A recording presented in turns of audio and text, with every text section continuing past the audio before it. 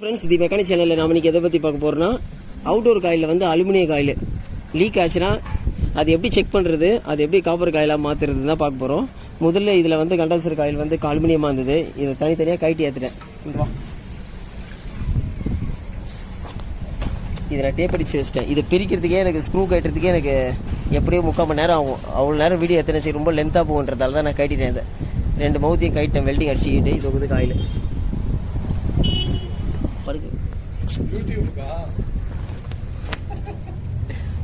இது ஒரு பக்கம் வந்து நான் அட்டாச் பண்ணி வெல்டிங் அடிச்சிட்டேன், டம்மி பண்ணிட்டேன். இன்னொரு பக்கம் ப்ரெஷர் மவுத்து கொடுத்து வெல்டிங் அடிச்சிருக்கேன். இதில் வந்து நம்ம ப்ரெஷர் கொடுத்து பார்க்கணும் உள்ள. இந்த வீட்லேயே மொட்டை மாடிலேயே ஒரு தொட்டி மாதிரி இருக்குது. முதல்ல என்ன பண்ணிட்டேன், அந்த ட்ரெயின் போகும் பார்த்தீங்களா, அந்த இடத்துல ஒரு ஈர துணி வச்சு பக்கெட்டில் தண்ணி வச்சிட்டேன். தண்ணி வந்து உள்ளே போகாது ஓரளவுக்கு. இப்போது தண்ணி வந்து உள்ளே கொஞ்சம் தாங்கும். எந்த லெவலுக்கு வந்தீங்கன்னா போதும் நம்மளுக்கு. இந்த வீட்டில் வந்து மாடியில் இருந்தது, எல்லார் வீட்லேயும் அந்த மாதிரி இருக்காது. அதனால் பாத்ரூமில் இருக்குது பார்த்தீங்களா, பாத்ரூமில் அந்த ஹோல்ஸை வந்து ஈர துணி வச்சு அடைச்சி மேலே ஒரு பக்கெட் தண்ணி வச்சுருங்க. ஒரு சின்ன பக்கெட்டோ பெரிய பக்கெட்டோ, தண்ணி உள்ளே போகாது. அப்புறம் டேப்பை திறந்து விட்ருங்க. தண்ணி வந்து உங்களுக்கு இந்த லெவலுக்கு வந்தால் போதும். அந்த காயில் வந்து டிப்பாக உள்ளே மூழ்கிடும். அப்புறம் செக் பண்ணிக்கலாம் லீக்கு. அதுக்கப்புறம் ப்ரெஷர் மிஷின் ஆன் பண்ணிங்க. இது வந்து ப்ரெஷர்.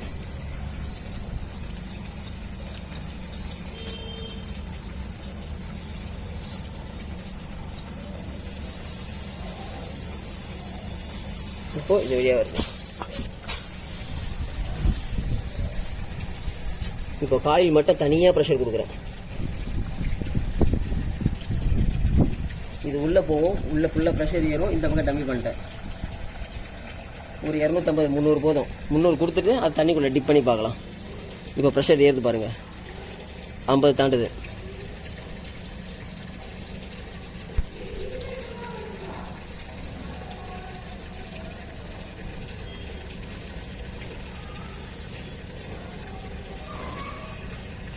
பாஸ் பண்ணுறேன்.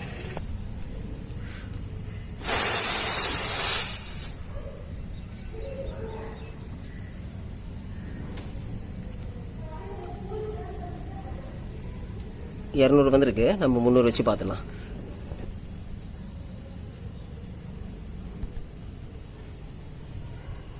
300 கிட்ட டச் ஆக போகுது. இப்போது இதை க்ளோஸ் பண்ணிவிட்டு இதை கட்டிக்கலாம். கம்ப்ரெஸர் ஆஃப் பண்ணிட்டு இதை வந்து அந்த தொட்டிக்குள்ளே டிப் பண்ணலாம்.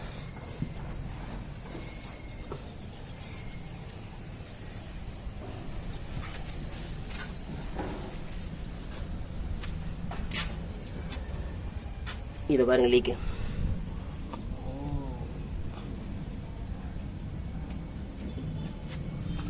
இந்த அலுமினிய காயில் மட்டும் லீக் ஆச்சுன்னா ஆயில் டெஸ்ட் எதுவுமே இருக்காது சுத்தமாக. ஒரு இப்போ பிளாங்காக தான் இருக்கும். இந்த மாதிரி தான் செக் பண்ண முடியும். 95% தான் அலுமினிய காயில் லீக் இருக்கும். 5% உள்ளே இருக்கும். அலுமினிய காயில் என்ன உடனே அலுமினிய காயில் தான் லீக்குன்னு காயில் மாற்றிடக்கூடாது. இந்த மாதிரி செக் பண்ணணும் ஃபஸ்ட்டு. இதுதான் போயிடுச்சான்னு கன்ஃபார்ம் பண்ணிவிட்டு அதுக்கப்புறம் வந்து காப்பர் காயிலாக மாற்றிக்கலாம் திருப்தியாக. ஏன்னா ஒரு சைட்டில் அந்த மாதிரி தான் ஆச்சு. அலுமினிய காயில் உடனே எங்கள் ஓனர் வந்து நேரம் அலுமினிய காயில் போட்டார். கடைசியில் பார்த்தா வேறு இடத்துல லீக்கு. அப்புறம் கஸ்டமர் சம்ம திட்ட ஒரு வழி ஆயிடுச்சு அது.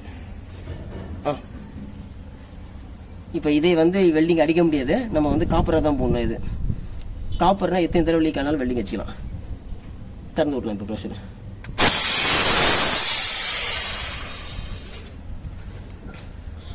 ப்ளஸ் பண்ணுறேன், அவ்வளோதான். இப்போ வந்து காப்பர் காயில் வாங்கியாச்சு.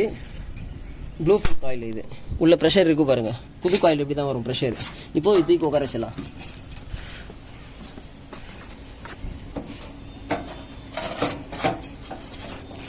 தூக்கி உட்கார வச்சுட்டு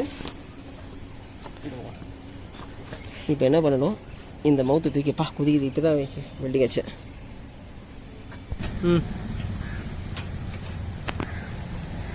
காப்பர் காயிலுக்கும் அலுமினிய காயிலுக்கும் கொஞ்சம் டிஃப்ரெண்ட் வரும்.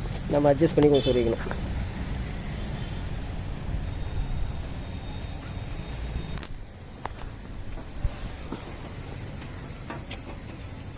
இதை சொல்லியாச்சு. இப்போ இதுவும் சொல்லியாச்சு. இப்போ வெல்டிங் அடிக்கும் போது சும்மா இந்த ஷீட் வச்சுங்க, ஒரு தட்டு மாதிரி எதனா. ஏன்னா இந்த காப்பர் டேமேஜ் ஆகக்கூடாது. சும்மா ஒரு சப்போர்ட்.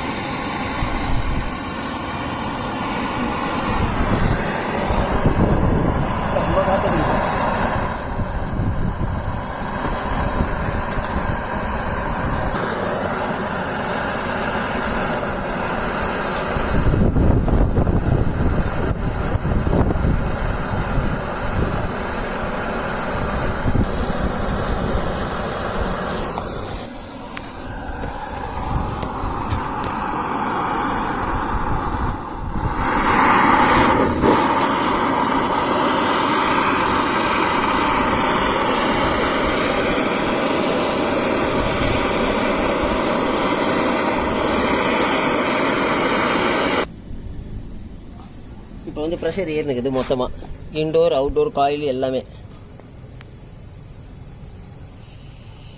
எடுத்து பாருங்க. இப்போது நம்ம அடித்த 2 வெல்டிங்லேயும் லீக் பார்த்துக்கணும் இருக்கான்னு.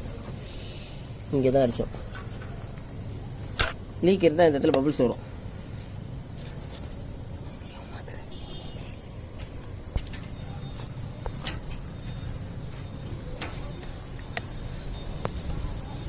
இப்போ அடித்த இடத்துல 2 இடத்துல வெல்டிங் இல்லை, ஒரு 200 பவுண்டு வச்சு பார்த்தா போதும்.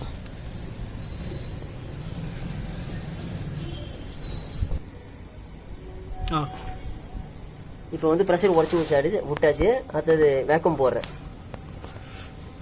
பாஸ் பண்ணிக்கோ. இப்போ வந்து வேக்கம் போடுறேன். இப்போ பாருங்க 0ல இருக்கா, 0லேருந்து அப்படியே மைனஸ்க்கு போவோம். இப்போது நல்லா ஒரு 1/4 மணி நேரம் 20 நிமிஷம் வேக்கம் போடணும். ஆக்சுவலாக வந்து அந்த காயில் மாற்றது ஒரு ஏசி, அது வந்து அன்றைக்கி மழை பெஞ்சதால் லாஸ்ட் வீடியோ எடுக்க முடியல, வரக்க அப்படியே பண்ணிட்டேன். இது இன்னொரு ஏசி பண்ணுறேன் இப்போது. ஆனால் மெத்தட் எல்லாமே ஒன்று தான். இந்த 410 32க்கு ஒரே மெத்தட் தான். வேக்கம் போடணும் ஒரு 20 நிமிஷம், அதுக்கப்புறம் கேஸ் ஏற்றணும். இப்போ வேக்கம் போட்டோம் கொஞ்சம் நேரம். இப்போ பாருங்கள் -30க்கு வந்துடுச்சு. ஒரு 20 நிமிஷம் வேக்கம் போட்டேன். அதுக்கப்புறம் என்ன பண்ணணும், க்ளோஸ் பண்ணிக்கணும். க்ளோஸ் பண்ணிவிட்டு இந்த ப்ரெஷர் கம்ப்ரஸரில் டிஸ்கனெக்ட் பண்ணிங்க. டிஸ்கனெக்ட் பண்ணிட்டு இதை ஆஃப் பண்ணிக்கலாம். இப்போ என்ன பண்ணோம், அப்படியே சிலிண்டரை கனெக்ட் பண்ணணும். இது வந்து 32 கேஸு, 110லேருந்து 120க்குள்ளே வைக்கலாம். 410னா 120லேருந்து 130 அவ்வளோதான் வைக்கணும். ரெண்டும் சேம் ப்ரொசீஜர் தான். ஆனால் நான் இன்வெர்ட்டருக்கும் ஒரு டிஃப்ரெண்ட் இருக்குது. நான் இன்வெர்ட்டரில் கேஸ் ஏற்றி ஒரு 2 நிமிஷத்தில் டிஸ்கனெக்ட் பண்ணிடலாம். ஆனால் இன்வெர்ட்டரில் அப்படி பண்ணக்கூடாது. மொத்தம் அது 3 ஸ்பீடில் ஓடும் இன்வெர்ட்டர் ஏசி. ஏற்கு பண்ணும்போது உங்களுக்கு தெரியும். ஃபஸ்ட்டு சிலிண்டர் ஓப்பன் பண்ணிட்டு, இப்போ ஏசி ஆஃபில் இருக்குது. சிலிண்டரை தலைகீழாக வச்சுக்கினேன், சிலிண்டர் ஓப்பன் பண்ணிட்டேன். இப்போ வந்து இதை திறந்து விட்றணும்.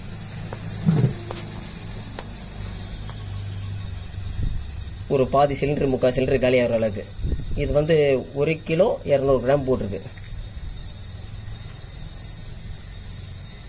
ஒரு சிலிண்டர் உங்களுக்கு ஷேக் பண்ணாலே தெரியும் இறங்குறது. ஒரு 1/2 சிலிண்டர் காலி பண்ணிக்கலாம்.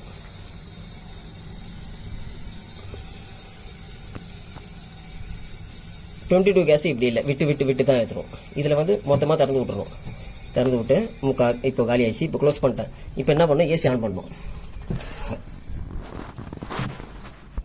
இப்போ பாருங்கள் அவுட்டோர் ஆன் ஆயிடுச்சு.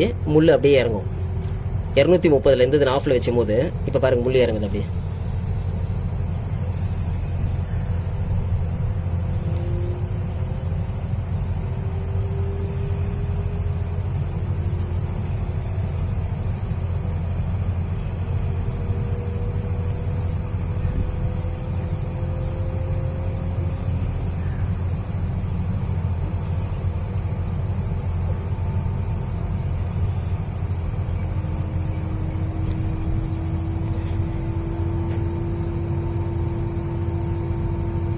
இப்போ 60ல் நிற்குது.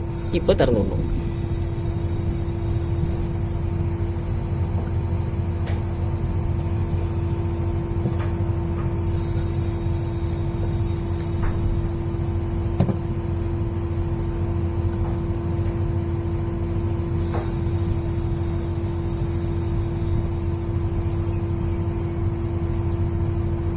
இந்த 32 கேஸையும் 410ஐயும் இந்த ஸ்கூட்டி சீட்டுக்குள்ளே வைக்காதீங்க.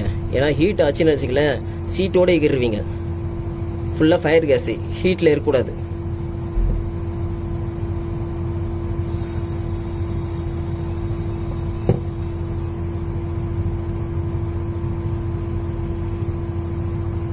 நூற்றி 10 32 கேஸுக்கு 110 தான் இருக்கணும். 110லேருந்து 115. 110 வந்துட்ட பிறகு டிஸ்கனெக்ட் பண்ணுறாதீங்க, அப்படியே வச்சுருங்க. இது 3வது ஸ்பீடு மாறும்போது என்ன ஆகும், 110லேருந்து அப்படியே கம்மியாகும், 90-80க்கு வந்துடும். அந்த ஸ்பீடில் நீங்கள் வைக்கணும். 110 115 அப்போ தான் கரெக்டாக இருக்கும் கூலிங்க.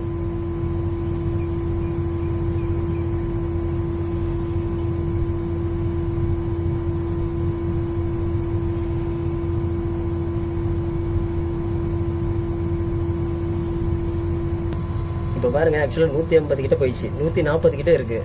நம்ம கொஞ்சம் வெயிட் பண்ணோம், ஒரு 1/4 மணி நேரமாகுது. அது 3வது ஸ்பீடு வரும்போது கம்மியாகும். அப்போ நம்ம 115 அந்த மாதிரி இருந்துச்சுன்னா டிஸ்கனெக்ட் பண்ணிடலாம் கேஸை.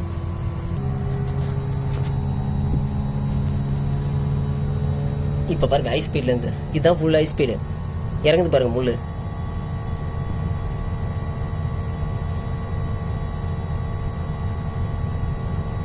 கரெக்டாக எனக்கு 10 நிமிஷம் 1/4 ஹவர் கழிச்சு இந்த ஸ்பீடில் ஓட ஆரம்பிச்சிது. அது வரைக்கும் பொறுமையாக வெயிட் பண்ணணும்.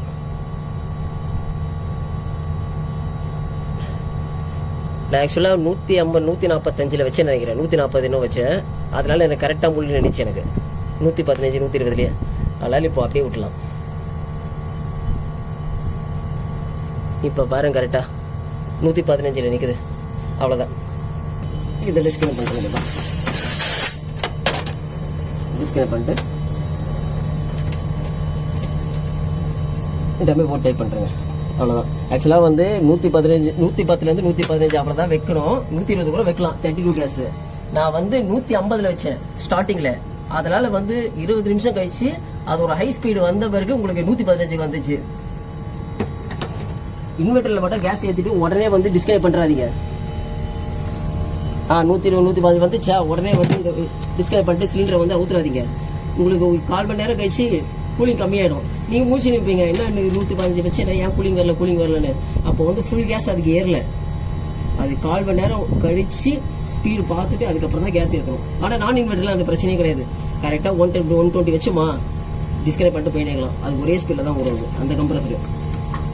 32 கேஸ்க்கு 110லேருந்து 120 115 120 வைக்கலாம். 410க்கு வந்து 120லேருந்து 130. அவ்வளோதான்.